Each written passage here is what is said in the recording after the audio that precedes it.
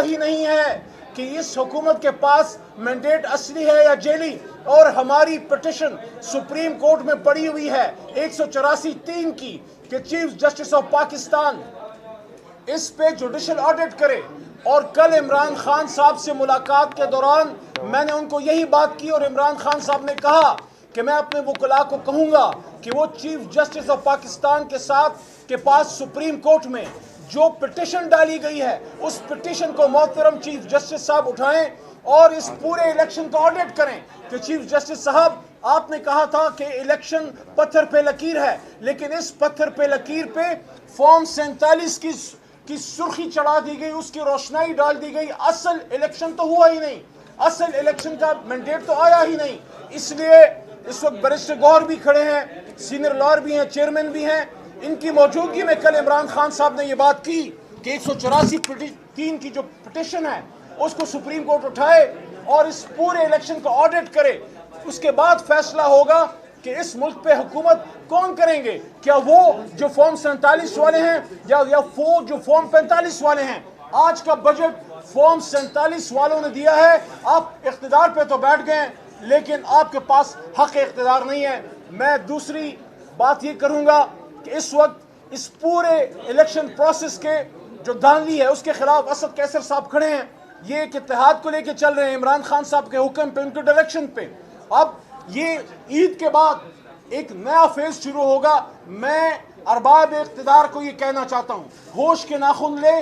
آپ نے جن سے یہ IMF کا بجٹ دلوایا ہے، جن سے یہ بجٹ آپ پاس کروا رہے ہیں، جن سے آپ نے پیش کیا ہے، ان کے پاس تو ایک یونین کاؤنسل جیتنے کی صلاحیت نہیں ہے۔ ان کا وزیر اعظم سیٹ ہار گیا ہے، ان کی وزیر اعلیٰ سیٹ ہار گئی ہے، ان کا سابق وزیر اعظم بانی ان کی جماعت کا میاں نواز شریف وہ سیٹ ہار گئے ہیں، کراچی یہ لوگ ہار گئے، لاہور ہار گئے، گجرانوالہ ہار گئے، پورا ملک ہار کے آپ نے ان کے ہاتھ میں جب حکومت دی ہے تو کیا آپ یہ چاہتے ہیں کہ پاکستان ہار جائے؟ عمران خان پاکستان کو ہارنے نہیں دے گا۔ جی بیرسٹر صاحب۔ عمر صاحب بسم اللہ الرحمن الرحیم۔ اسپیکر صاحب آپ آئیے جناب، اسپیکر قومی اسمبلی جناب اسد کیسر صاحب آپ آئے ہمارے ساتھ۔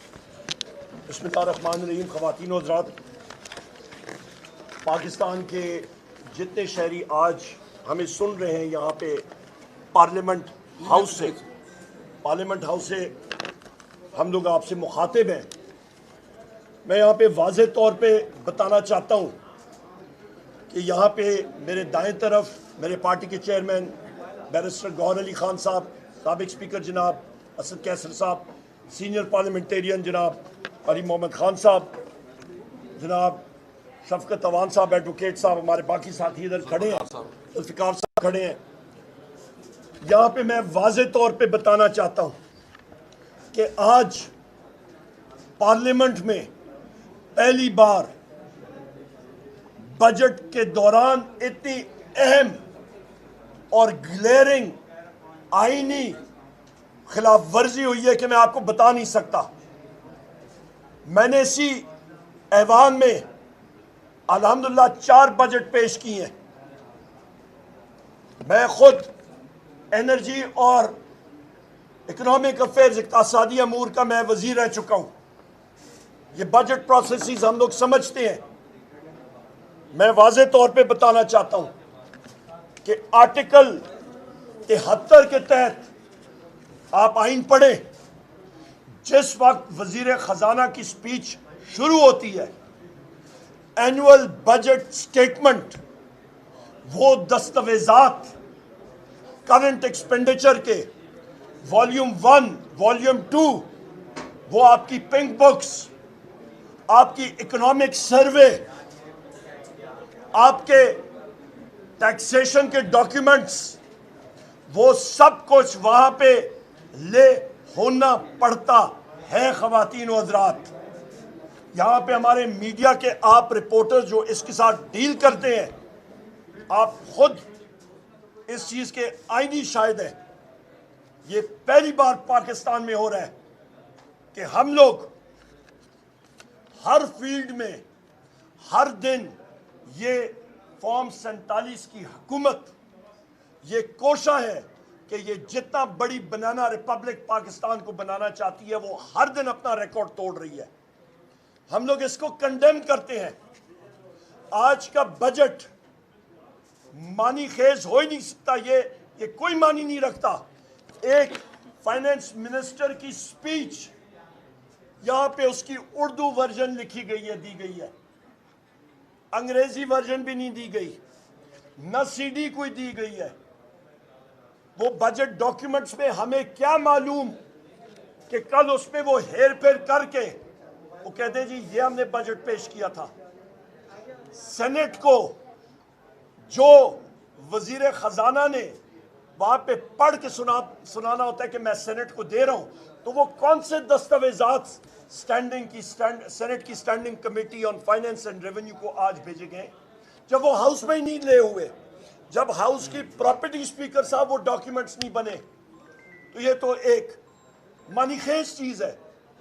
دوسری اہم بات، آپ کا بجٹ جو ریونیو آپ لیتے ہیں اور جو آپ اس پہ ایکسپینڈیچر اخراجات کرتے ہیں اس کو منہا کریں تو آپ کے پاس خسارے کا ٹارگٹ نظر آتا ہے۔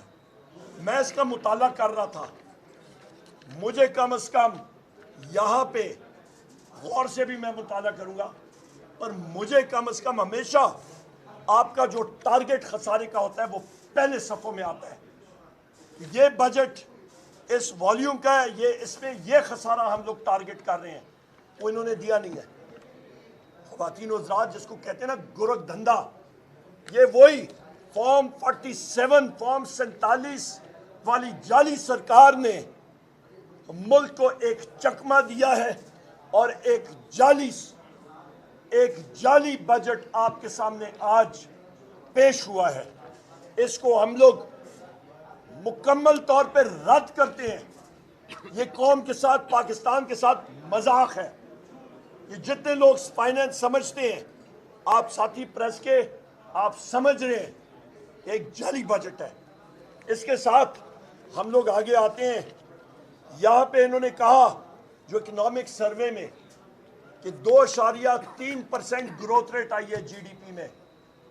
پچھلے سال بھی اسی حکومت نے انہوں نے بڑا اپنا کہا تھا کہ جی ہماری پازیٹیو ہلکی سی 0.3% پازیٹیو آئی ہے۔ چند مہینوں بعد وہ پتہ لگا کہ وہ منفی گروتھ ریٹ تھی۔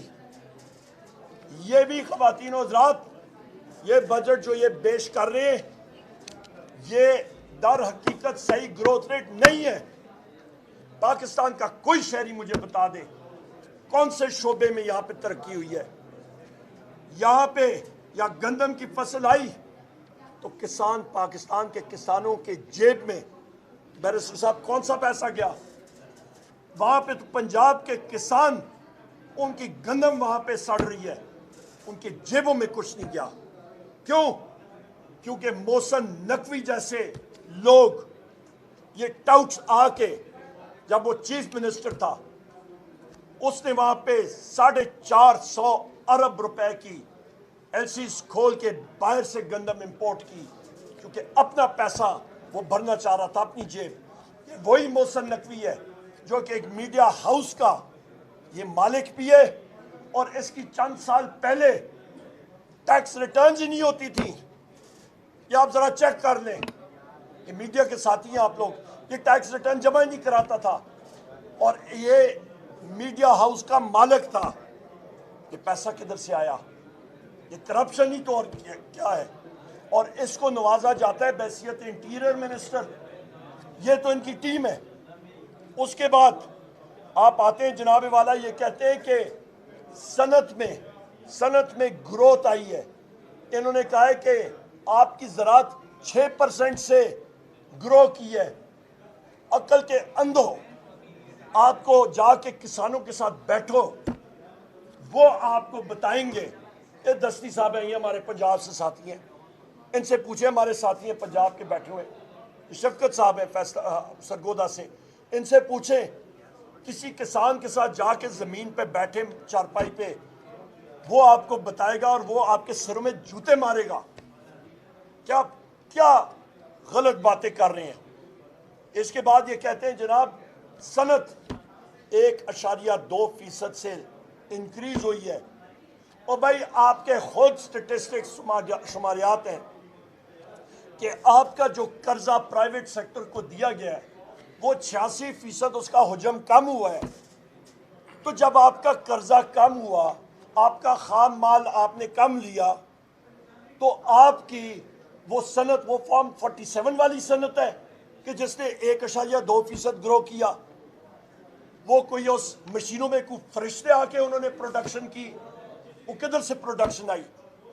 بجلی کا ریٹ آپ کا تحریک انصاف کے دور میں 17 روپے یونٹ, آج 85 روپے یونٹ, 100 روپے یونٹ جانے جا رہا ہے. پچھلے ہفتے 3.5 روپے انکریز ہوا. انڈسٹری آپ کی جو ہے وہ ساری کی ساری انکمپیٹیو ہو گئی ہے, سکڑ رہی ہے, بے روزگاری بڑھ رہی ہے. یہ کون سی انڈسٹریل گروتھ آ رہی ہے 1.2% کی؟ یہ ہمیں بھی سمجھایا جائے. ہم بھی طالب علم ہیں فائنینس اور اکنامکس کے, ہمیں بھی ذرا بتایا جائے. یہ ہماری فیلڈ ہے, تھوڑا بہت پڑھا ہوا ہے اس میں.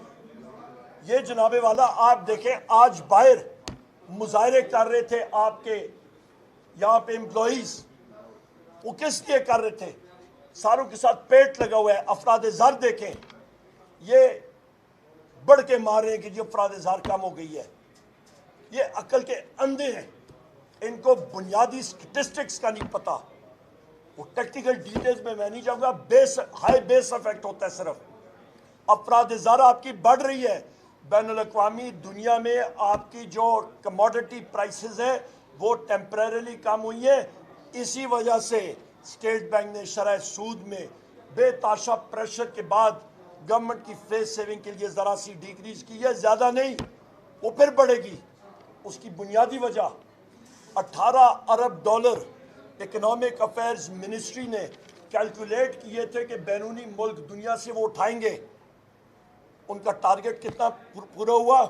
7.8 ارب ڈالر.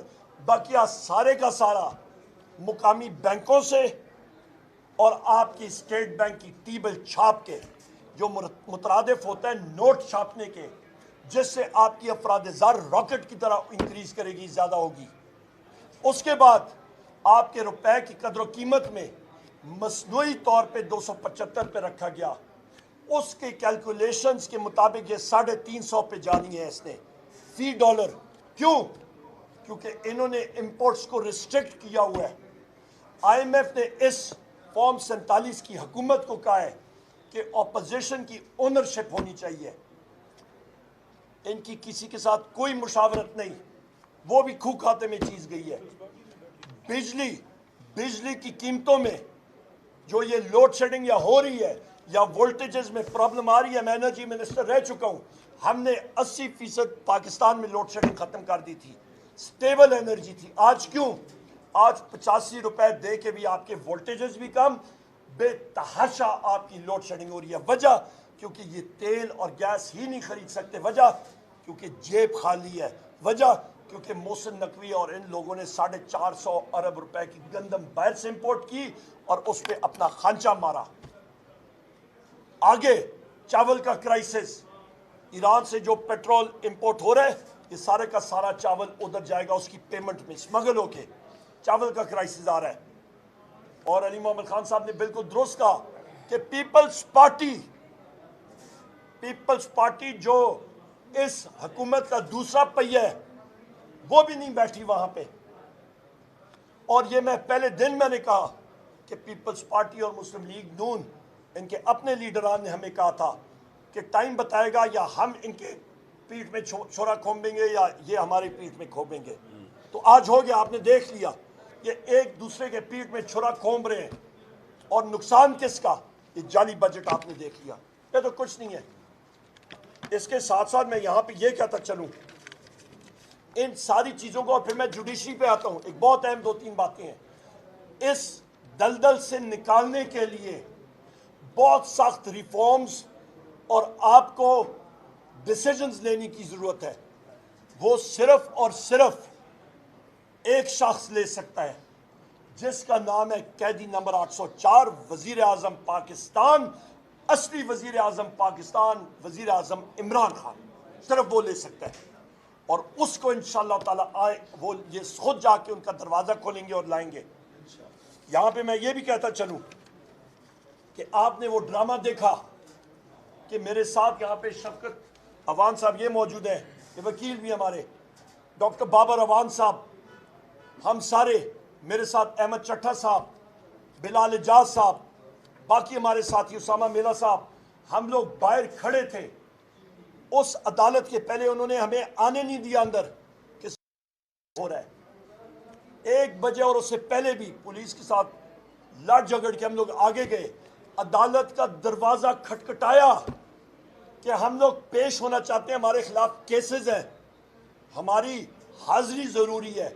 उन्होंने कहा जनाब अभी तक बम डिस्पोजल स्क्वाड या वो स्वीपिंग जो है वो मुकम्मल नहीं हुई।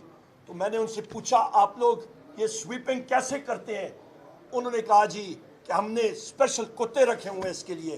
तो मैंने कहा ज़रा चेक कर लें वो कुत्ते असली नस्ल के हैं या कोई फॉर्म 47 वाले हैं जिनसे 8 घंटों में वो कमरे जो हैं वो साफ़ नहीं हुए।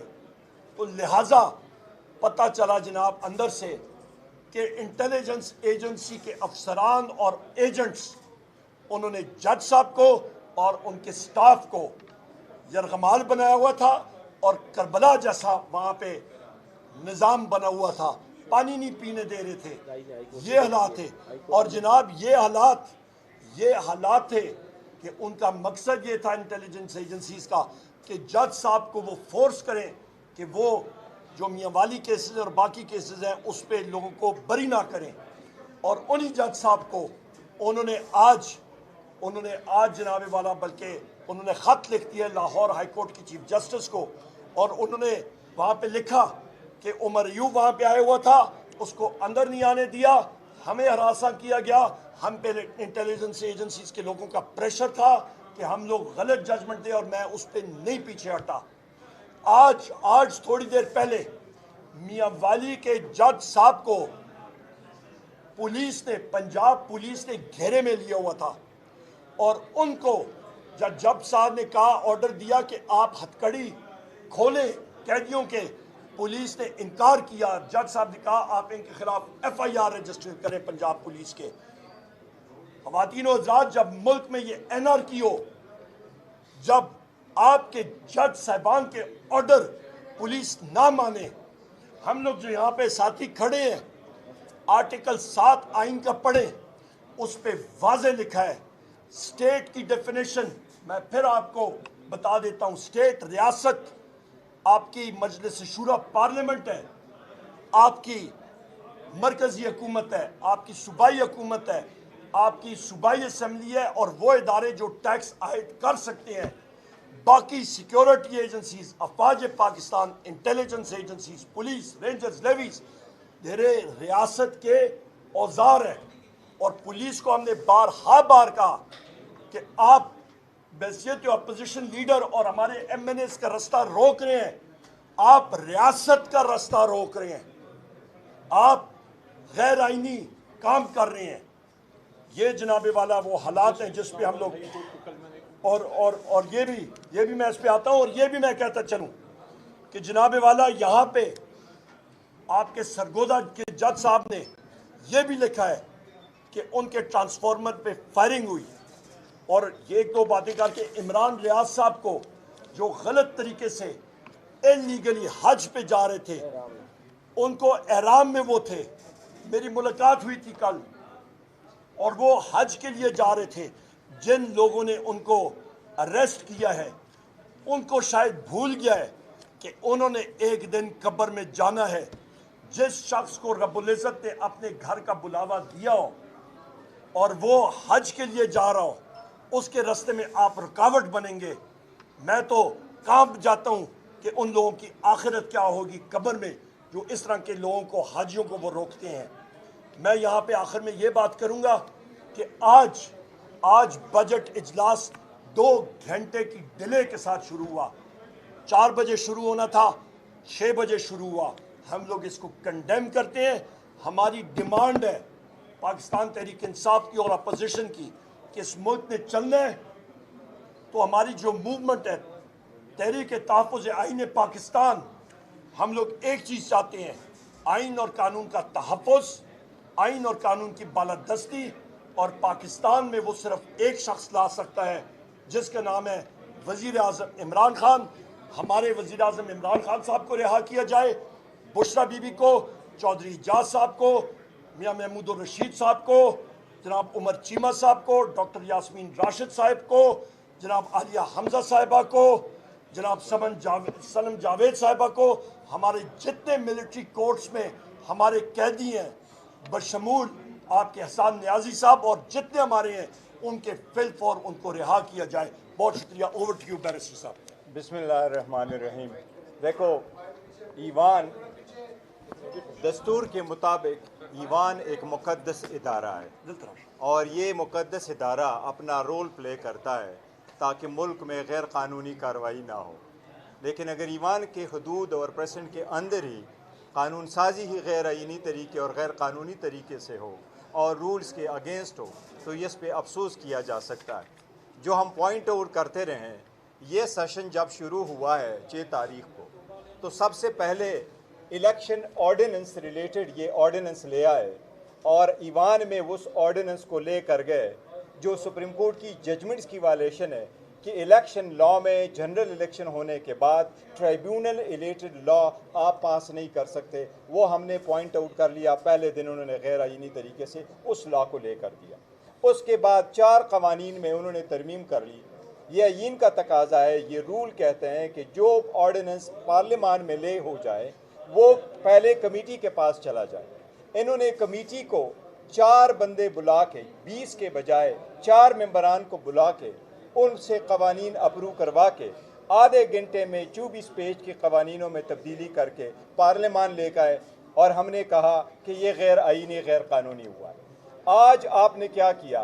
1% की लेखम ग्रोथ के मुताबिक आपने 18,000 अरब रुपए का बजट इस ईवान में प्लेस कर दिया। उसके मुताबिक आप फाइनेंस बिल के थ्रू 4 कवानीन में तब्दीलियाँ करते हैं, sales act, income tax, excise और कस्टम लॉज में। आज आपने ईवान में बजट स्पीच तो कर ली, लेकिन आपने फाइनेंस बिल इस ईवान के सामने पेश नहीं किया। वो दस्तावेज़ात हमें आपने दिए नहीं जिसके बेस पे आप 18,000 रुपये ले करते हैं और आवाम से वो रिकवरी करवाएंगे। हम यही पॉइंट आउट करना चाह रहे थे कि रूल्स के मुताबिक बजट पेश होने के बाद 2 दिन बहस नहीं हो सकती। जिस दिन ईवान में बजट पेश हो उस दिन बहस नहीं हो सकती। अब 20 तारीख को जब ईवान की होगी और आपने ना हमें दस्तावेज दिया, ना आपने फाइनेंस बिल इस ईवान में प्लेस कर दिया, तो 20 तारीख को अगर हम अपना रोल प्ले करना चाहे और हम बहस करना चाहे अवाम के हकूक़ का कि आपके 18,000 अरब रुपए के यह बजट कैसा है, आप बताएं किस तरीके से बहस करेंगे अगर कोई दस्तावेज नहीं है। ये वही पॉइंट है जो हम पहले से कहते चले आ रहे हैं कि हम चाह रहे हैं कि ईवान चले, लेकिन ये लोग खुद, इनके पास वो मैंडेट नहीं है, ये अवाम के मुंतखब नुमाइंदे नहीं है, इसलिए ये अवाम का दर्द दिल में नहीं रखते कि ये हमें अपना ऑन बोर्ड ले लें। ये खुद गैर आईनी तरीके से आए हैं और ईवान भी इनसे चलाया नहीं जा रहा, ईवान को भी गैर आईनी तरीके से चला रहे हैं। हम इसकी मजम्मत करते हैं। आज की कार्रवाई बिल्कुल इलीगल है। 20 तारीख को मैंने आपको बताया कि 18,000 अरब रुपए के दस्तावेज़ात कहाँ हैं। 18,000 अरब की बजट जब आपने पेश की हैं और 4 कवानीन में जिसके थ्रू आप अमेंडमेंट करके हमेशा से इन 4 कवानीन में आप तब्दीली करके फाइनेंस बिल को ले करते हो, वो दस्तावेज़ कहाँ है? वो ना आपके पास है ना हमारे पास है। इसी इलीगल काम को इलीगल ना कहे तो और क्या कहे। मैं इसको इलीगल नहीं बल्कि मैं समझता हूँ ये लाकानूनी है। प्लीज़ स्पीकर साहब। बिस्मिल्लाहिर्रहमानिर्रहीम। बहुत लंबी डिस्कशन हो गई प्रेस कॉन्फ्रेंस। मैं सिर्फ इतना कहता हूँ कि ये बजट किसी तौर पर आवाम की तर्जमानी नहीं करता। सबसे पहले तो जो इनके लाइज है पीपल पार्टी जो है ना, उन्होंने टोकन शिरकत की और मतलब अपना एहतजाज रिकॉर्ड करवाया। तो इसका मतलब ये है कि ये बजट अगर पीपल पार्टी ओन नहीं करती तो इस बजट को किसने तैयार किया? कौन जो है ना इस बजट का ओनर है? होना तो चाहिए कि जब बजट बनते हैं तो इसमें तमाम स्टेक होल्डर को एतमाद में लिया जाता है। उसके ऊपर सेमिनार होते हैं, आप जो एग्रीकल्चर से मुतालिक लोग होते हैं, इंडस्ट्री से लोग होते हैं, उनको जो ना जितनी भी मुख्तलिफ स्टेक होल्डर उसको ऑन बोर्ड किया जाता है। लेकिन आपने कोई किसी को ऑन बोर्ड नहीं रखा। मैं पीपल पार्टी से मुतालबा करूँगा। देखें, اس وقت جو ہے نا اگر آپ سمجھتے ہیں کہ آپ پولیٹیکل پارٹی ہیں, آپ عوام کی نمائندی پارٹی ہیں, تو آپ اس بجٹ کو ووٹ نہ دیں, آپ اس بجٹ کو سپورٹ نہ کریں.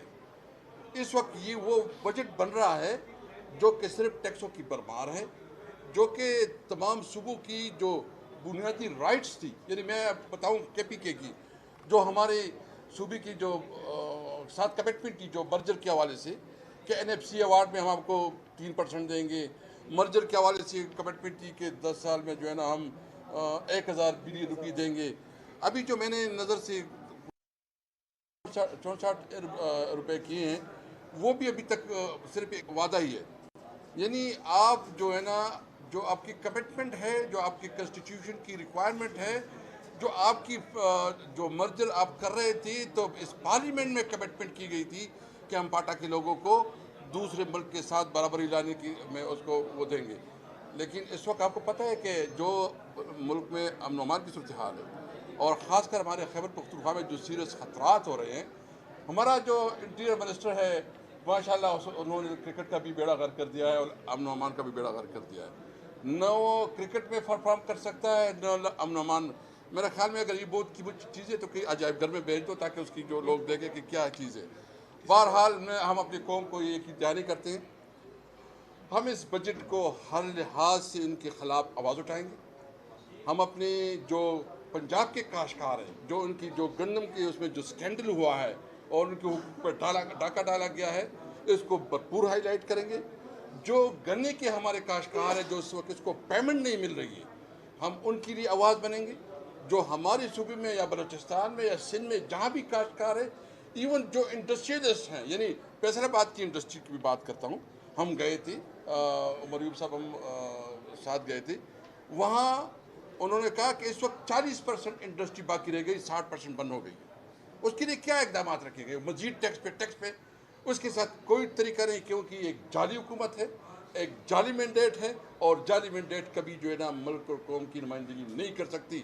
نمبر 1. نمبر 2 بات یہ ہے کہ جو ہمارا لیڈر عمران خان اس وقت جیل میں ہے, ہم مطالبہ کرتے ہیں کہ اس کو یہ جو بلا جواز اس کو جیل میں رکھا گیا ہے, غیر قانونی اور غیر آئینی اقدامات ہو رہے ہیں, اس کو بالفور رہا کیا جائے. ہم یہ بات کر رہے ہیں کہ انشاءاللہ عید کے بعد ہم جو ہے نا کوشش کریں کہ تمام جو مختلف پولیٹیکل پارٹیز ہیں اس کو اکٹھا کرے اور اس حکومت کو جو ہے نا جو اس کی جو جعلی حکومت ہے اس کو چلتا کریں. Thank you. سر ایک سوال یہ ہے کہ فاٹا اور فاٹا میں جو صنعتوں کو ٹیکس چھوٹ جو دیا گیا ہے, یہ حکومت کا اچھا اقدام ہے یا نہیں؟ کیونکہ کل بھی صنعتکار جو ہے ان کی جانب سے پریس کانفرنس کر کے کہا گیا کہ اگر فاٹا میں صنعتوں کو ٹیکس چھوٹ دیا جاتا ہے تو پاکستان کی 80% جو صنعتیں ہیں وہ بالکل ختم ہو جائیں گی, تباہ ہو جائیں گی, کئی لوگ بے روزگار ہو جائیں گے. تو یہ حکومتی اقدام درست ہے یا نہیں؟ دیکھیں اس پہ ہم نے بجٹ دستاویز ابھی آیا نہیں ہے کہ اس میں نہیں, بجٹ کی دستاویز آیا بھی نہیں ہے. اور ایک بات ہی بالکل کلیئر ہے کہ یہ جو فاٹا اور اس کو جو مراد دی گئی وہ وار زون ہے, اس کی ایک بیک گراؤنڈ ہے, وہ ترقی میں بہت پیچھے رہ گئے ہیں. ان لوگوں نے آپ کی جنگ کی جو قیمت ادا کی ہے, وہاں جو یعنی 50 سال سے وہاں جنگ ہو رہی ہے, وہاں اکانومی ختم ہو گئی ہے, وہاں اکانومی کی ریہیبلیٹیٹ کرنے کے لیے ضرور کچھ اس قسم کے اقدامات ہوگی. Thank you. شائن کی نہیں